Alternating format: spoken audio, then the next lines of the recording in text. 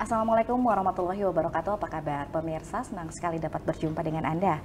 Bersama saya Ergi Firjati akan memandu pemirsa dalam program Dialog.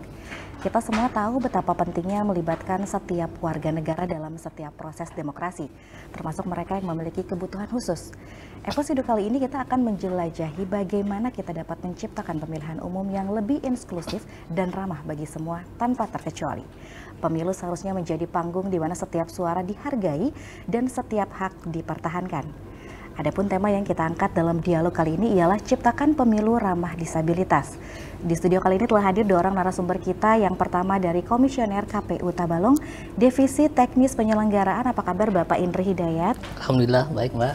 Alhamdulillah. Dan narasumber kita yang kedua yaitu Ketua Pusat Pemilihan Umum Akses Disabilitas PPUAD Provinsi Kalimantan Selatan. Apa kabar Ibu Hervitaliana? Alhamdulillah baik Bu. Alhamdulillah, senang sekali. Selamat datang di Dialog ya Ibu ya. Bapak, sesuai dengan tema kita pada hari ini yaitu KPU Ramah Disabilitas. Nah, kita flashback dulu Pak. Hingga saat ini nih Pak, kira-kira nih ada berapa jumlah daftar pemilih disabilitas di Kabupaten Tabalong Pak? Ya, terima kasih Mbak Ergi atas kesempatannya pada hari ini. Pemirsa sekalian TV Tabalong yang berbahagia.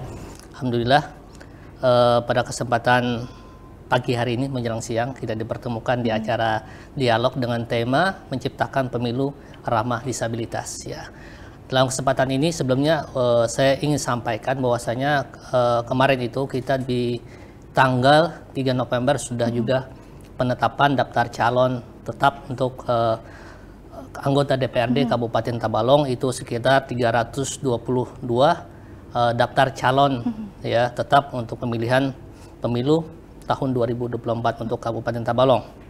Nah, kemudian juga kemarin sebelumnya pertanggal 20 Juni sudah kita tetapkan daftar pemilih tetap ya. Daftar pemilih tetap itu sekitar 186.000 daftar pemilih tetap untuk wilayah Kabupaten Tabalong. Nah, dalam hal ini juga terdapat sekitar 1.500 daftar pemilih tetap difabel ya, difabel. Jadi ini dengan angka yang seperti ini tentunya mengalami peningkatannya secara signifikan ya dari tahun di 2019 kemarin yang hanya berjumlah 100 sekitar di angka ratusan saja ya. Jadi ada peningkatan yang signifikan terkait data untuk difabel ini, Mbak. Jadi memang kalau misalkan dilihat dari tahun yang sebelumnya 2019 ini juga ada COVID ya, Pak ya. Jadi memang daftar pemilih juga meningkat di tahun 2024 ini. Nah, apa sih Pak yang dilakukan oleh KPU ini untuk meningkatkan partisipasi pemilih disabilitas nih Pak? Iya, memang sebelumnya kita ketika pencokletan, seluruh jajaran kita baik itu PPK, PPS maupun Pantarlih ya, kita berikan pemahaman yang sama bahwasanya hak-hak disabilitas ini harus terpenuhi dengan baik ya. Artinya harus diakomodir, mereka bisa ditetapkan sebagai daftar pemilih tetap ya ketika sudah ketika sudah memenuhi syarat ya, baik itu sebagai warga negara maupun sudah berumur 17 tahun. Nah, sehingga angka yang sebelumnya cuma di angka ratusan ini cukup signifikan naiknya, sehingga kami berharap nantinya partisipasi ini benar-benar bisa dilaksanakan pada saat 14 Februari yang akan datang. Kemudian yang kedua, kita senantiasa melakukan sosialisasi ya. Sosialisasi melibatkan rekan-rekan disabilitas ya. Ketika ada sosialisasi kita libatkan mereka, sehingga informasi kepemiluan itu memang tersampaikan juga kepada mereka, baik itu kapan pencoblosan, kemudian siapa yang dicoblos, kemudian berapa suara-suara yang dicoblos. Informasi-informasi itu tersampaikan dengan baik kepada rekan-rekan tersebut, sehingga partisipasi pun kami harapkan dengan angka sudah meningkat ya. Kemudian kami berharap nantinya pada saat pemilihan pun bisa paling tidak ya di angka 70% ya, dari angka yang ada ini bisa nantinya melakukan pencoblosan di hari pemilihan tersebut. Berarti persiapan atau prepare-nya jauh lebih matang ya Pak ya dibanding dengan tahun lebih matang. 2019 yang lalu ya Pak ya. Iya. Ini terbukti juga dari data pemilih yang ternyata membludak sampai berkali-kali lipat ya Pak ya. Luar biasa sekali. Baik, saya ke Ibu Hervita sekarang. Ibu, bagaimana nih sosialisasi atau pendataan dari KPU Provinsi mengenai partisipasi pemilih disabilitas? Apakah masih ada catatan yang perlu ditingkatkan lagi nih Bu? Ya, terima kasih ya kepada kita Balong, terima kasih Bu. Ya mungkin harus ada untuk pendidikan politik kan. Mungkin selama ini yang saya lihat hanya mensosialisasikan ke sekolahan SLB, mungkin harus ditingkatkan lagi ke komunitas-komunitas yang ada di Kabupaten Tabalong ini. Ada sekitar 5 komunitas Bu, seperti kayak Gargatin kan, Gerakan Kesejahteraan Tunarungu, Portuni kan, Perkumpulan Tunanetra Indonesia, PPDI, Perkumpulan Penyandang Disabilitas Indonesia, juga kayak ada komunitas kayak atlet juga, mungkin lebih diinformasikan juga akan kepada komunitas-komunitas organisasi disabilitas lah yang ada yang di Kabupaten Tabalong, bukan hanya di sekolah-sekolah luar biasa kan, tetapi kan juga mereka harus memahami kan apa kan arti sebuah demokrasi ini kan, proses pemilu itu seperti apa, apalagi saat ini juga minim sekali kan pengetahuan tentang partai politik kan. Partai politik ini kan ada 18 partai kan. Nah, yang saya dengar selama ini kan teman-teman juga bingung kan, apa saja katanya partai-partai politik ini. Kalau untuk tunanetra mereka hanya mendengarkan lewat radio Bu. Nah, kalau untuk yang tunanetra secara visualnya dan juga menggunakan media orari kan, media aktif kan. Kalau untuk sesama tunanetra kan mereka komunikasi, mendengarkan informasi tentang pemilu kan. Kalau untuk yang disabilitas ragam di media televisi kan atau di media Instagram kan juga kan mereka mengetahuinya kan, mungkin ya kedepannya itu akan nanti kan. Ini langsung didengar dan disampaikan oleh Bapak ya dari KPU ya Pak ya. Siap. Nanti tahun yang akan datang jauh lebih baik lagi pasti ya Pak ya. Baik, Ibu kalau misalkan boleh tahu nih Bu, bisa dikategorikan ada beberapa sih Bu jenis disabilitas yang umumnya ditemukan khususnya di Kalimantan Selatan ini. Ada fisik kan Bu, untuk kategori disabilitasnya ada disabilitas fisik kan, disabilitas mental kan, disabilitas tuli kan, disabilitas netra kan, dan ragam disabilitas lainnya seperti autis kan, Down syndrome kan, sebenarnya kan banyak kan apa ragam-ragam disabilitas kan, kayak ODGJ itu juga masuk kan, masuk ke mental disabilitas ya? mental kan. Kalau untuk mendata kan kecuali dia sudah mempunyai KTP kan Bu, nah baru kan bisa didata kan masuk sebagai DPT ya gitu. Kalau untuk yang ODGJ yang di pinggir-pinggir jalan itu kan biasanya kan adalah sempat dari KPU tanyakan apakah itu didata, kecuali kan dia mempunyai KTP yang sudah benar-benar sehat jasmani dan rohani kan Bu, itu sudah ada keterangan dari dokter kan, dari rumah sakit jiwa kan, baru kan dia bisa mempunyai hak yang pilih ya untuk memilih kan maupun dipilih kan nantinya kan, yang benar-benar jiwanya itu kan sudah sehat kan. Sudah bisa memilih tentunya ya. Ibu ya. Baik, saya kembali ke Pak Indri nih. Bapak, pada pemilu 2024 KPU RI memastikan adanya TPS ramah disabilitas di setiap TPS ya Pak ya. Nah, bisa dijelaskan lebih lanjut Bapak, fasilitas-fasilitas seperti apa yang sekiranya perlu ditambah atau mungkin memang selalu ada dan menyesuaikan dengan kebutuhan dari pemilih disabilitas nih Bapak. Baik Mbak Ergi ya, sebagaimana disampaikan di awal tadi ya terkait TPS ramah disabilitas ya, memang di dalam penyelenggaraan untuk pemilihan umum ya, itu memang diatur sudah di dalam Undang-Undang 7 ya tahun 2017 terkait masalah TPS ya. Pertama itu dari segi akses Bu, dari segi akses ke TPS itu sendiri. Jadi setiap TPS itu benar-benar harus bisa dijangkau semua kalangan, tidak terkecuali ya kalangan disabilitas tadi atau difabel ya. Artinya mereka bisa menjangkau seluruh TPS dimanapun TPS tersebut berada. Nah, misalnya ya TPS tersebut tidak ada misalnya terkait masalah letak geografis TPS tersebut, misalnya terletak yang mudah dijangkau ya, misalnya tidak ada misalnya ada gundukan misalnya, kemudian ada di pergunungan, kemudian ada di rawa TPS itu jangan sampai ya. Misalnya pengen peral misalnya bikin TPS misalnya di atas di atas pohon ya. Ya tentunya ini tidak dibenarkan ya, tidak dibenarkan terkait masalah TPS tersebut. Ya harapan kita memang TPS itu bisa dijangkau semua kalangan, tidak terkecuali kalangan disabilitas. Itu dari segi akses. Kemudian dari segi tempat ya. Tempat itu memang harus ada memungkinkan juga untuk rekan-rekan difabel ya, misalnya dari yang memakai kursi roda itu bisa akses masuk ke dalam. Misalnya dari ukuran pintu dulu ya. Ukuran pintu misalnya 90 cm. Artinya akses kursi roda pun bisa masuk ke dalam sana, ke dalam TPS tersebut ya. Kemudian tempat bilik suara maupun tempat kotak suara ya. Artinya bisa memang diakses oleh rekan-rekan difabel ya. Nah, kemudian alat bantu coblos ya untuk rekan-rekan disabilitas, misalnya ada yang tunanetra ya, ada alat bantu untuk coblos itu braille ya. Nah, jadi mereka bisa dengan alat bantu tersebut bisa melakukan pencoblosan. Nah, kemudian juga kita ada semacam menggunakan bantuan ya, bantuan misalnya yang ditunjuk oleh yang bersangkutan, yaitu menggunakan C3 ya. Jadi yang bersangkutan bisa misalnya baik itu seperti halnya tadi yang menggunakan kursi roda, kemudian yang menggunakan tongkat misalnya, atau memang tunanetra nggak bisa jalan misalnya, bisa dia menggunakan bantuan dari misalnya KPPS maupun nantinya dari orang terdekat yang ditunjuk yang bersangkutan ya, sehingga nantinya bisa melakukan pencoblosan pada saat hari tersebut. Oke, baik Bapak.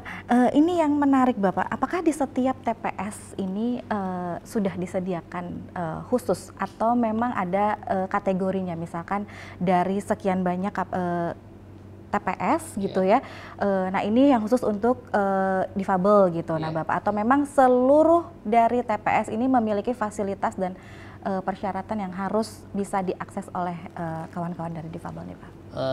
Iya, seluruh TPS ini bisa diakses oleh kawan-kawan difabel, karena memang secara keseluruhan memang di DPT itu nantinya itu terdeteksi di mana-mana saja TPS yang misalnya yang terdeteksi ada rekan-rekan difabel di sana ya. Namun dalam hal ini KPU mempersiapkan di tiap TPS itu untuk fasilitas tersebut ya kepada rekan-rekan difabel. Baik, berarti tidak ada terkecuali ya Pak. Tidak ya? ada pengecualian. Adapun atau tidak ada pun tetap disediakan fasilitasnya ya Pak ya. Iya, tetap ini disediakan. Standarnya memang seperti itu berarti ya Pak ya. Baik, saya kembali ke Ibu Hervitani. Ibu, apalagi nih menurut Ibu sendiri fasilitas yang perlu diperhatikan untuk pemilih disabilitas ini Bu? Ya, pengalaman pada pemilu tahun kemarin kan ada dari pihak ya TPS lah tidak memfasilitasikan template, karena template untuk yang pengguna yang tunanetra kan berupa huruf braille, karena pada pemilu tahun 2019 kemarin tuh ada beberapa tunanetra yang mencoblos dengan surat suara pada umumnya kan, yang tidak difasilitasi katanya kan habis. Ya mungkin dari KPU nanti kan harus benar-benar mengakomodir kan Pak, ya supaya titik mana saja kan yang disabilitas yang banyak, misalnya kan ada 5 orang misalnya netranya kan, ya harus kan disiapkan kan lebih awal kan, jadi kan benar-benar terakomodir kan dari pemilih tunanetra ini kan, jadi mereka bisa kan mencoblos itu menggunakan template kan nantinya kan. Kemarin kan pun banyak yang bingung juga kan walaupun kan ada pendamping ya untuk disabilitas kan, dari apakah dari nanti pihak KPPS kan atau dari pihak keluarganya mendampingi kan. Tapi selama tunanetranya itu ingin belajar mandiri kan ya kita harus persilahkan kan. Kalau tunanetra ini kan ada yang low vision Bu. Kalau low vision ini kan masih bisa lah dia melihat kan, kayak menerawang beda kan dengan tunanetra yang buta total kan, yang tidak bisa sama sekali untuk melihat, karena itu kan yang harus didampingi kan. Kemarin juga ada saya mendapatkan informasi kan dari teman-teman, ada katanya dari pihak KPPS ini melarang katanya untuk mendampingi kan. Nah seharusnya kan ya udah kamu aja kan belajar mandiri kan, tidak bisa kan kayak dia pakai kursi roda kan, kayak disabilitas dia yang kerdil kan mejanya itu kan tinggi kan. Nah seharusnya kan dibantu kan teman-teman yang kerdil itu kan untuk memasukkan surat suaranya kan. Nah itu kan mungkin karena entah mengapa dan mengapa kan mungkin tidak mau membantu kan dari petugas KPPS-nya sendiri kan. Mungkin juga harus ya petugas KPPS nanti kan harus memahami Pak, ada pemilih yang tuli. Nah, itu kan sering sekali kalau dipanggil mereka tidak mendengar. Karena mungkin harus ada nanti kan khusus tempat duduk disabilitas. Itu sudah kami sarankan kan di tingkat nasional, di provinsi kan nantinya kan untuk memudahkan petugas TPS ini kan nantinya kan untuk memanggil pemilih yang tuli ini. Kalau secara fisik mungkin dia sempurna kan Bu, tapi kalau secara pendengaran kan dia, nah mungkin tidak mendengar kan, kecuali kan ya kita beri kode misalnya kan ditepuk pundaknya kan atau gimana, karena supaya dia juga berpartisipasi kan nanti kan untuk mencoblos ini kan, untuk yang teman-teman yang tuli ini kan. Nah, kalau untuk teman-teman fisik mungkin kayak pakai tongkat kan ya masih bisa kan, tapi kan TPS juga harus kita perhatikan kan nantinya kan secara universalnya kan ya ramah lah, bukan hanya pada kalangan umum saja tapi kan disabilitas kan nantinya kan, yang tidak yang berbatu-batu kan dekat sungai katanya kemarin ada kan, mungkin dilihat dari geografisnya kan kemarin kata saya kenapa enggak di sekolahan atau di lapangan katanya kan, itu sempat ada laporan-laporan juga kan masuk ke Bawaslu kan tidak TPS itu tidak ramah karena mungkin kedepannya juga apa lebih baik kan untuk persiapan pemilu 2004 ini. Semoga fasilitasnya bisa segera ya Ibu ya didapat, karena mengingat kita juga masih ada waktu ya Pak ya untuk ke bulan Februari ya, jadi Bapak banyak PR-nya. Iya, siap. Baik pemirsa, setelah ini saya akan memperdalam lagi mengenai TPS ramah disabilitas. Tunggu jawabannya setelah iklan berikut ini, tetap di program Dialog.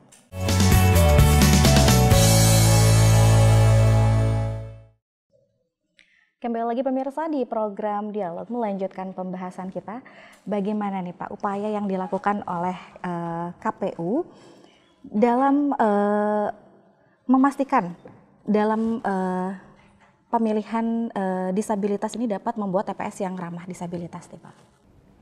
Iya, di awal tadi sudah kita sampaikan bahwasanya kita memastikan kepada jajaran kita, khususnya untuk PPS ya, karena mereka yang membuat tempat pemungutan suara atau TPS ini agar memang sesuai ketentuan atau aturan sebagaimana diatur di Undang-Undang 7 tahun 2017, memang harus ramah disabilitas ya, sebagaimana di awal tadi juga sudah saya sampaikan yang memang secara akses itu memang bisa diakses semua kalangan ya, kemudian terkait masalah ukuran dan sebagainya memang sudah harus sebagaimana ketentuan yang diatur dalam perundang-undangan. Itu sudah kita tekankan kepada jajaran kita, PPK, PPS nantinya untuk pembentukan tempat pemungutan suara itu sendiri.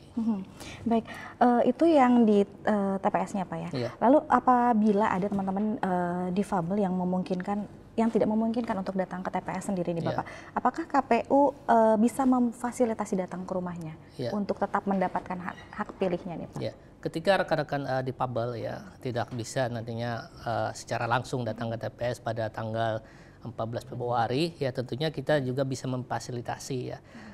Memfasilitasi, kita datang langsung ke rumah, kemudian kita dibantu dengan rekan-rekan pengamanan TPS, kemudian rekan-rekan dari pengawas TPS ya, sehingga nantinya suaranya juga bisa kita akomodir ya, sehingga yang bersangkutan juga bisa memberikan hak suara pada hari tersebut walaupun nantinya tidak bisa datang secara langsung ke TPS tersebut ya. Jadi tetap difasilitasi tetap ya Pak ya, kita meskipun fasilitasi. Tidak dapat ya Pak ya. Yeah. Baik, saya kembali ke Ibu Hervita nih. Ibu, selain tadi yang disebutkan oleh Ibu, kendala atau mungkin adakah keluhan lain yang teman-teman difabel sampaikan dalam pemilu nih, biasanya seperti apa saja nih Bu, selain yang tadi Ibu sebutkan nih? Ya mungkin juga ada tambahannya Pak, harus ada kayak door to door karena TPS berjalan kan nanti kan membawa kotak kan, itu sudah disuarakan juga kan di tingkat nasional kan bagi teman-teman yang stroke kan, yang tidak bisa datang ke TPS langsung kan, teman-teman yang kayak yang tidak bisa bergerak lah, kayak misalnya dia kan sakit kan, yang disabilitas yang lansia kan seperti kayak umur 50 kan 60 kan yang tidak bisa langsung kan, mungkin dari mereka ingin juga kan mencoblos kan, itu kan berpartisipasi kan nantinya juga ya harus didata juga kan nanti kan, siapa-siapa misalnya yang dari pihak TPS-nya kan datang yang ke rumah kan nantinya kan, misalnya kan ada satu keluarga, biasanya Bu ada tunanetra itu yang satu keluarga itu di daerah Jaro. Itu banyak disabilitasnya yang tunanetra, kan itu harus diakomodir kan apa nanti kan titik mana saja misalnya kan mereka tidak bisa datang kan ke TPS kan. Nah, yang hampir satu ya enggak satu RT juga kan mungkin ada beberapa, iya, ada beberapa. karena itu karena yang satu keluarganya mungkin karena faktor disabilitas ini juga ada faktor genetik Bu. Nah, kenapa jadi sampai anaknya disabilitas kan juga satu keluarga lah itu.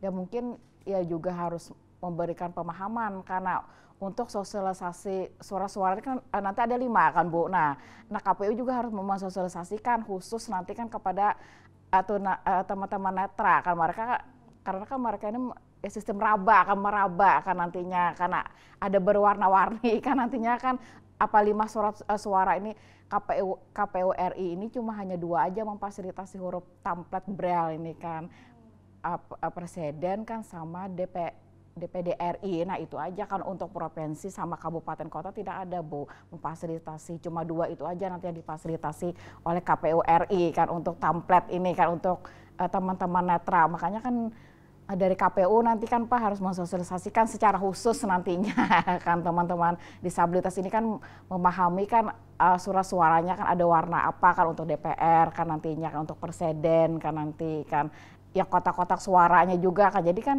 para pendamping yang di TPS juga harus membantu lah nantinya kan misalnya dari pihak TPS tidak bisa kan dari keluarganya kan nanti kan mengisi formulir POM C3 kan nantinya kan di TPS ini kan nanti karena jadi kan yang mendampingi itu pun juga harus menjaga kan kerahasiaan si pemilih tersebut kan jangan sampai kan kayak ada dimanipulasi kan nantinya kan disebarluaskan kan misalnya kan apa dia ingin memilih nomor 3 kan misalnya tetapi ada yang mengarahkan milih nomor 1 katanya kan misalnya kan itu kan misalnya kan yang memilih partai nomor 11 katanya kan padahal kan dia ingin memilih nomor 5 karena itu kan kayak ada permainan juga kan tetap harus ya hati-hati juga kan nantinya kan ya jangan sampai ada yang dipermainkan kan yang si pemilih yang disabilitas ini kan walaupun mereka ya tidak bisa kan melihat kan kalau secara sempurna kan.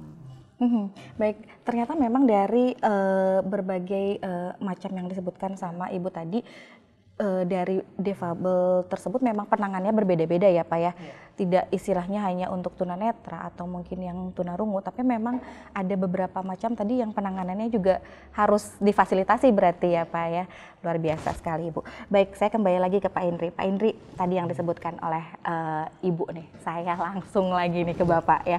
Siap. Gimana nih Pak, cara KPU Tabalong untuk mendampingi teman-teman disabilitas tersebut nih? Apakah ada syarat dan ketentuannya? Terkait syarat dan ketentuan, memang itu hak ini ya, hak yang bersangkutan ya. Ketika nantinya yang bersangkutan maunya didampingi, misalnya kayak seperti yang saya sampaikan di awal tadi, yang memakai kursi roda, kemudian yang memakai tongkat, yang memakai tunanetra ya, tentunya perlu pendampingan ya. Nah nantinya bisa yang bersangkutan menunjuk siapa sebagai pendamping. Tentunya yang disampaikan Ibu tadi adalah orang yang dapat dipercaya ya.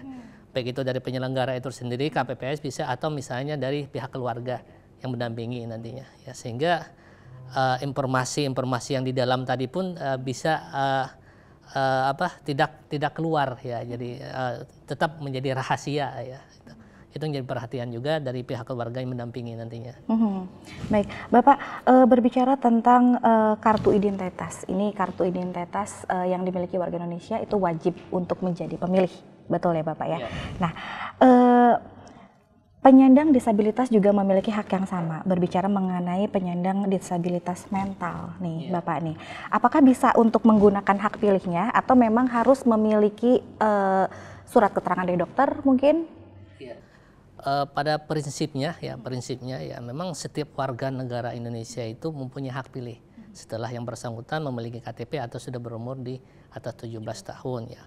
Terkait masalah disabilitas mental tadi disampaikan ya bahwasanya ketika yang bersangkutan sudah terdaftar sebagai daftar pemilih tetap, ini ketika pencokletan sebelumnya terdaftar sebagai daftar pemilih tetap, berarti yang bersangkutan memang layak sebagai pemilih. Artinya kita kawal yang bersangkutan kawal yang bersangkutan agar nantinya di 14 Februari itu bisa memilih ya. Gitu. Baik, saya kembali lagi ke Ibu Hervita nih. Paradigma di masyarakat pemilih disabilitas mental ini dinilai beberapa orang tidak menentukan pilihan yang terbaik katanya Ibu ya. Ini menurut paradigma Ibu. Tetapi informasinya teman disabilitas mental di satu waktu ini dapat berpikir seperti orang biasanya, bahkan kayaknya lebih pintar nih Ibu. Nah, bisa dijelaskan Ibu lebih lanjut?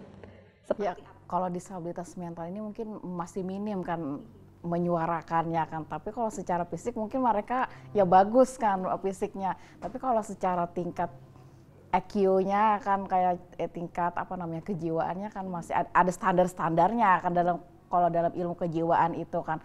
Tapi kan kalau untuk dalam pemilu ini yang benar-benar dinyatakan dokter kan sembuh kan, ada surat keterangannya kan benar ya jiwanya ya sudah ya sembuh kan itu, makanya kan ketika dia memilih nanti kan dia harus membawakan surat rekomendasi kan nanti dari dokter menyatakan dia sudah benar-benar sembuh lah, sehat jasmani dan rohani kan, itunya kan secara apa mentalnya kan, baru dia kan bisa datang ke TPS kan. Misalnya dia lupa kan selama itu dia tidak mengganggu kan ya bisa saja kan mandiri untuk mencoblos ya mungkin tidak apa-apa karena kayak di panti biasanya kalau untuk yang ODGJ itu kan biasanya ditransfer ke rumah sakit Sambang Lihum kan, habis di Sambang Lihum kan bisa berapa bulan baru kan dia akan di panti Bu. Di panti itu kan diberikan pendidikan, pelatihan kan di Budi Luhur, di Banjarbaru ketika dia sudah benar-benar sehat kan ya sadar kan baru kan apa dia dilepaskan ke masyarakat kan ke ranah publik itu kan diberi kayak modal usaha kan misalnya kan kayak ada keluarganya dikembalikan ke pihak keluarga misalnya dia kan hidup sebatang kara kan ya kan dia dibuatkan KTP kan diberikan modal usaha ya kan harus dididik mandiri lah dia kan. Berarti ini harus dicatat juga ya Bu, ini untuk ODGJ yang memiliki surat rekomendasian dari dokter. Iya. Jadi kalau yang di jalan-jalan itu enggak ya Pak ya Ibu ya, kalau tidak bisa ya. sudah terdaftar sebagai daftar pemilih berarti memang yang bersangkutan layak kan. Layak berarti ya Ibu. Namun dalam hal ini juga perlu kita himbau ya tetap didampingi oleh pihak keluarga ya, karena yang bersangkutan ya dari pihak keluarga yang tahu persis tentang kejiwaan yang bersangkutan. Ya.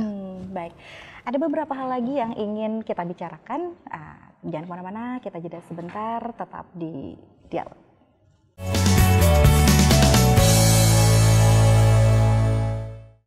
Terima kasih pemirsa yang masih setia bersama kami. Kita akan melanjutkan lagi perbincangan kita. Saya ke Ibu Hervita lagi nih. Ibu, kalau dari tadi kan menyampaikan tentang keluhan, lalu fasilitas seperti apa yang diinginkan. Nah, menurut Ibu apa sih tantangan utama yang dihadapi bagi penyandang disabilitas dalam berpartisipasi dalam pemilu dan bagaimana cara mengatasi tantangan ini, Bu? Ya untuk mengatasinya kan juga kita harus memberikan pemahaman kan kepada teman-teman disabilitas ini kan kayak pendidikan politik kan, sosialisasi, FGD kan. Ya juga kan harus memahami juga kan kita menggunakan kearifan lokalnya kan, karena kan bahasa Banjar ini kan bermacam-macam versi kan. Jadi juga kita tidak semuanya kan disabilitas ini bisa berbahasa Indonesia. Makanya kan kita juga harus mensosialisasikan mereka itu kan dengan bahasa ya Banjar tapi kan menggunakan kearifan lokalnya. Kalau misalnya kan kita ke Tuli harus menggunakan juru bahasa isyarat kan nantinya kan. Seperti apa kan mereka memahami proses demokrasi ini kan nantinya kan untuk pemilu, karena kan kalau dilihat kan masih minim Bu pengetahuan tentang pemilu ini kan. Nah, apalagi kan kayak partai-partai politik kan seharusnya kan bisa juga kan mensosialisasikan bukan hanya dari penyelenggara pemilu kan, apakah bisa mengikutsertakan di dalam partai politik kan, karena kan dalam aturan undang-undang pemilu kan sudah ada kan. Nah, bahwa kan disabilitas ini juga bisa lah menjadi penyelenggara pemilu kan, partai politik kan, tapi faktanya sampai ini belum ada kan lagi kan yang bermunculan yang untuk menjadi caleg-caleg disabilitas kan belum ada kan Pak. Data di Kabupaten Tabalong, di kabupaten yang lain kan sudah ada Bu disabilitas yang berani kan mencalonkan anggota DPR. Mungkin saja kan ke depannya nanti teman-teman disabilitas ini ya berani lah kita kan untuk mencalonkan anggota DPR maupun duduk di penyelenggara pemilu, karena sudah ada beberapa kan disabilitas yang ya walaupun yang di dasar-dasarnya kan kayak petugas KPPS kan, kayak Panwascam juga ada kan kemarin kan disabilitas itu kan bentuk partisipasi dari disabilitas sendiri kan beranilah membuktikan kepada dirinya sendiri maupun kan ke ranah publik kan bahwa disabilitas itu kan mampu dan bisa kan juga akan duduk di penyelenggara pemilu kan. Mungkin ya ke depannya kan juga harus ya ada lah nanti kan Kabupaten Tabalong kan nantinya siap. kan. Ini juga mungkin bukan cuma tantangan untuk kawan-kawan disabilitas ya Bu, tapi tantangan untuk KPU sendiri ya Bapak ya. Siap. Betul ya Pak ya? Siap. Baik, saya ke Pak Indri lagi. Pak, bagaimana nih upaya KPU agar penyandang disabilitas memiliki akses yang setara terhadap informasi pemilihan, termasuk informasi tentang calon dan platform politiknya? Iya, pada prinsipnya ya rekan-rekan difabel atau disabilitas ini mempunyai hak yang sama ya, baik itu hak untuk sebagai pemilih, hak dipilih, kemudian hak untuk mendapatkan akses yang sama terkait informasi-informasi kepemiluannya. Nah, jadi tidak ada bedanya dengan masyarakat yang lain pada umumnya ya. Namun dalam hal ini sudah saya sampaikan juga di awal-awal tadi ya terkait bagaimana hak-hak itu bisa terpenuhi ya, terutama tadi masalah hak sebagai pemilih. Kita coba di sini kalau 2018 itu angka 2019 angkanya cukup rendah ya. Kemudian di 2024 ini angkanya cukup tinggi. Itu salah satu bentuk upaya kita ya bagaimana mengakomodir ya suara-suara rekan-rekan difabilitas ini. Nah, kemudian juga kita di sini terkait informasi-informasi kepemiluan, kita senantiasa juga mengikut sertakan ya setiap kegiatan, baik itu ada sosialisasi dan sebagainya, kita libatkan ya rekan-rekan difabel atau disabilitas ini ikut serta ya untuk menerima informasi terkait kepemiluan itu sendiri. Ya. Baik, Bapak, kita kembali lagi ke Ibu Hervita nih. Ibu, seberapa penting nih makna dari menciptakan pemilu ramah bagi difabel nih, Bu? Kita juga harus memahami kan Bu, seperti apa kan menjadikan pemilu itu ya akses yang ramah terhadap disabilitas kan, mengupayakan juga kan menjadikan penyelenggara pemilu yang ramah juga kan, baik di tingkat KPPS-nya kan, TPS-nya kan nantinya kan seperti apa standar-standarnya kan nanti, dan juga ada pemetaan kan nantinya kan Pak, titik-titik mana saja kan nanti kan yang benar-benar diakomodir kan teman-teman disabilitasnya kan, misalnya kan karena kan di Kabupaten Tabalong ini kan ada 12 kecamatan kan Pak. Nah jadi kan wilayah mana saja kan nantinya kan yang banyak disabilitasnya, misalnya kan wilayah Jaro karena ya harus benar-benar kan di sana kan nantinya kan ya supaya teman-teman disabilitasnya benar-benar terfasilitasi kan nantinya kan, jadi ya sama-sama nyaman dari pihak penyelenggara pemilihan umum juga merasa nyaman kan, dari pihak pemilih disabilitas juga ya merasa nyaman kan, mereka datangnya juga kan nanti ke TPS kan nantinya kan, agar terciptanya juga penyelenggara pemilu yang ramah kan, baik pemilih disabilitas maupun dipilihnya nanti kan, agar ya memudahkan juga kan teman-teman disabilitas ini kan nantinya kan bagaimana kan mereka datang ke TPS-nya kan nanti kan yang pelayanan di TPS-nya nanti kan, maupun ketika awal mereka datang dan pulangnya juga kan nantinya kan Bu. Jadi kan saling sinergi lah satu sama lain kan, ada kerjasamanya dengan yang baik kan antara pemilih disabilitas dengan penyelenggara pemilunya. Agak lebih mendapatkan perhatian yang lebih Kak Bu dari tahun 2019 ke tahun 2024 ini, yang tadi sesuai yang data Bapak sebutkan dari 100 sekarang 1000 lalulah timbul nih Bu. Bagaimana Bu? Lebih diperhatikan Kak Bu? Ya kalau membandingkan data tahun kemarin kan 2019 dengan 2024 ya alhamdulillah sudah ada peningkatan kan, mungkin sekitar 200% lah ada peningkatan kan, ya kan naik kan ya, karena kan pada tahun 2019 kemarin karena kondisi COVID kan juga teman-teman disabilitas banyak yang tidak mau didata, itu hampir seluruh Indonesia kan Bu. Nah dari petugas coklat sendiri kan katanya kan banyak kan didata itu kan, tapi kan mereka tidak bisa memaksa kan Bu, ada yang tidak mau membukai pintunya kan, itu kan katanya nggak usah katanya didata buat apa juga, kondisi COVID nggak bakalan juga kami datang ke TPS kan kata mereka kan gitu. Jadi kan akhirnya kan tidak terdata kan, jadi tidak masuk dalam data DPT kan. Kalau ini kan tahun 2024 itu ya sudah alhamdulillah kan ada peningkatan kan, jadi kan dari pihak petugas coklat ini kan waktu pendataan kemarin kan ya banyak lah sudah mendatakan benar-benar terakomodir dengan baik kan. Ya itu kan hampir seluruh Indonesia kan juga kan ya hampir ya 200% lah ada peningkatan kan untuk Kabupaten Tabalong kan. Semoga pada tanggal 14 Februari nanti kan teman-teman datang lah semuanya ke TPS kan sesuai yang data di TPS tersebut kan, ya tidak ada lagi kan istilah golput kan nantinya. Tandanya sudah siap berpartisipasi dalam pemilu 2024 ya, Ibu. Terakhir Ibu nih sebelum kita closing, harapan dari Ibu Harvita sendiri untuk partisipasi dari teman-teman disabilitas pada pemilu 2024 ini apa nih? Ya, untuk teman-teman disabilitas jangan golput pada tanggal 14 Februari tahun 2024. Mari kan datang ke TPS kan ya kita bisa mewujudkan kan pemilu yang ramah kan terhadap penyandang disabilitas, karena kan satu suara kan menentukan nasib bangsa Indonesia ini kan untuk pemilihan presiden dan wakil presiden lah. Pilihlah pemimpin yang benar-benar kan memperjuangkan akan hak-hak penyandang disabilitas. Baik, terima kasih Ibu. Terakhir ke Pak Indri. Pak Indri, ini target dan harapan nih Bapak dalam pesta demokrasi di tahun 2024 nanti, khususnya bagi teman-teman pemilih disabilitas nih Pak. Iya, untuk rekan-rekan disabilitas ya, dengan angka yang kita sampaikan di awal-awal tadi jumlahnya sekitar 1.500 ya. Nah, kita harapkan nantinya pada hari pemilihan di tanggal 14 Februari ya paling tidak partisipasinya di angka 80% lah. Artinya rekan-rekan difabel atau disabilitas ini benar-benar nantinya ikut serta mensukseskan pemilihan umum di tahun 2024 ya. Datang ke TPS tentunya. Kami harapkan. Ya. Ibu datang Ibu. Baik, tidak terasa perbincangan kita kali ini telah berakhir. Mari kita ingat bahwa sebuah demokrasi yang sehat adalah demokrasi yang melibatkan semua warganya tanpa memandang keberadaan dan hambatan apapun.